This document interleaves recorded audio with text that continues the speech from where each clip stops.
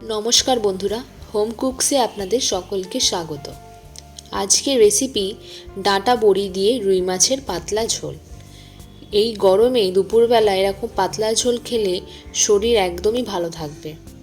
আমার আজকের এই রেসিপি আপনাদের ভালো লাগলে অবশ্যই লাইক করবেন, শেয়ার করবেন সবার সাথে, এবং যারা যারা আমার চ্যানেলটিকে এখনো পর্যন্ত সাবস্ক্রাইব করনি তারা অবশ্যই আমার চ্যানেলটিকে সাবস্ক্রাইব করে দিও।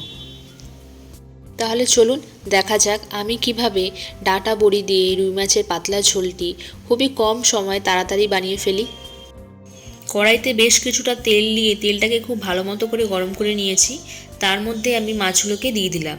আমি রুই মাছগুলোকে নুন হলুদে ভালো মতো করে মাখিয়ে নিয়েছিলাম, এখন ভেজে নিচ্ছি। বেশ লাল লাল করে ভেজে নিতে হবে। রুই মাছ একটু কড়া কড়া করে ভাজলে বেশ খেতে ভালো লাগে। আমার ভাজা হয়ে গেছে, আমি এগুলো একটা অন্য পাত্রে তুলে রেখে দিলাম। তারপর ওই তেলের মধ্যেই আমি লম্বা করে কেটে রাখা আলুগুলো দিয়ে দিলাম। আলুগুলোকে বেশ হালকা করে ভেজে নিতে হবে। আমি আলুগুলোর মধ্যে সামান্য একটু নুন ও হলুদ দিয়ে হালকা করে ভেজে নেব। নুন দিলে আলুটা বেশ তাড়াতাড়ি সিদ্ধও হয়ে যায় এবং ভাজাটাও খুব তাড়াতাড়ি হয়ে যায়। আমার আলুটা ভাজা হয়ে গেছে। তারপর ওই তেলের মধ্যেই আমি মটর ডালের বড়ি দিয়ে দিলাম। এই মটর ডালের বড়ি দিয়ে মাছের পাতলা ঝোল খেতে জাস্ট অসাধারণ লাগে। আপনারা একবার এইভাবে বাড়িতে ট্রাই করবেন। যে কোনো বড়ি বলুন, একদম লো ফ্লেমে হালকা করে ভাজতে হবে। বড়ি যদি একদম পুড়ে যায় তাহলে কিন্তু খেতে একদমই ভালো লাগবে না। এইভাবে হালকা হালকা করে আমি ভেজে নিয়েছি। তারপর ওই তেলের মধ্যেই আমি 1 চামচ 5 ফোড়ন দিয়ে দিলাম। বেশ কিছুক্ষণ একটু নাড়াচাড়া করার পর আমি এখানে পেঁয়াজ কুচি দিয়ে দিলাম। আমি এখানে একটা বড় সাইজের পেঁয়াজ নিয়েছি। পেঁয়াজটাকেও বেশ হালকা করে ভেজে নিতে হবে।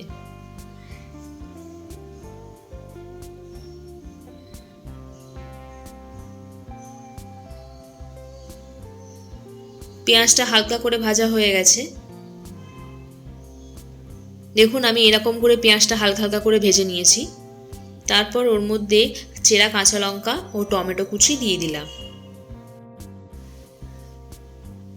এবার সব কিছুকে লো ফ্লেমে ভালো মতো করে ভেজে নেব যতক্ষণ না পর্যন্ত টমেটোটা ভালো মতো নরম হয়ে যাচ্ছে। টমেটোটা বেশ ভালো মতো নরম হয়ে গেছে। এরপর আমি এর মধ্যে ভেজে রাখা আলুগুলো দিয়ে দিলাম। আলুটাকেও বেশ কিছুক্ষণ ধরে একটু নাড়াচাড়া করতে হবে। তারপর ওর মধ্যে সজনে ডাঁটা দিয়ে দিলাম। এবার সব কিছুকে 2 মিনিটের মতো হাই ফ্লেমে একটু ভালো করে ভেজে নেব।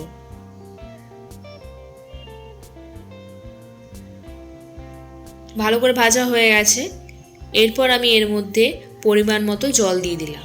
আমি যেহেতু এখানে পাতলা ঝোল করব তাই আমি এখানে জলের পরিমাণটা একটু বেশি নিয়েছি। আপনারা আপনাদের আন্দাজ মতো জল নেবেন। তারপর 1 চামচ হলুদ গুঁড়ো দিয়ে দিলাম, 1 চামচ লঙ্কার গুঁড়ো দিয়ে দিলাম, দিয়ে ভালো মতো করে মিশিয়ে নিচ্ছি। নুন দিয়ে দিলাম পরিমাণ মতো। এরপর চাপা দিয়ে 5 মিনিটের মতো লো ফ্লেমে রান্নাটা করে নেব।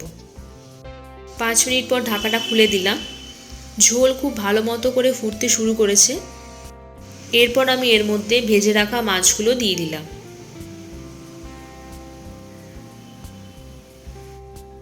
হালকাভাবে একটু ঝোলের মধ্যে ডুবিয়ে দিচ্ছি। তারপর ভেজে রাখা বড়িগুলোও দিয়ে দিলাম। আমি এখানে বড়িটা সব শেষে দিয়েছি, কেন বড়ি যদি আপনারা প্রথমে দিয়ে দেন তাহলে বড়ি একদম নরম হয়ে ভেঙে যাবে, তাহলে কিন্তু খেতে একদমই ভালো লাগবে না। ওই জন্য বড়ি সব শেষে দেবেন। এবার চাপা দিয়ে 5 থেকে 7 মিনিটের মতো লো ফ্লেমে রান্নাটা করে নেব। আমাদের রান্নাটা একদমই তৈরি হয়ে গেছে। ওপর দিয়ে একটু ধনেপাতা কুচি ছড়িয়ে দিলাম। তারপর ভালো মতো করে নাড়াচাড়া করে নিচ্ছি। ব্যাস তৈরি হয়ে গেল আমাদের একদম রুই মাছের পাতলা ঝোল। এই ঝোল বাচ্চাদেরকে বলুন কিংবা বড়োদেরকে বলুন, এমনকি মাঝবয়সী লোকেদেরও বলুন, সবাইকে এই ঝোল খাওয়াতে পারেন। শরীরের পক্ষে একদমই ভালো, কোনো রকমের কোনো অসুবিধা হবে না। আর দেখলেন তো রান্নাটা কতটাই সিম্পল। আমি তো বাড়িতে এইভাবেই রান্নাটা করে থাকি, তাই আমি আপনাদের সাথে এইভাবে রান্নাটা শেয়ার করলাম। আশা করি আমার আজকের এই ভিডিওটি আপনাদের ভালো লেগেছে। ভিডিওটি ভালো লাগলে অবশ্যই লাইক, কমেন্ট, শেয়ার করে দেবেন, এবং যারা যারা আমার চ্যানেলটিকে এখনও পর্যন্ত সাবস্ক্রাইব করেননি তারা অবশ্যই আমার চ্যানেলটিকে সাবস্ক্রাইব করে দেবেন।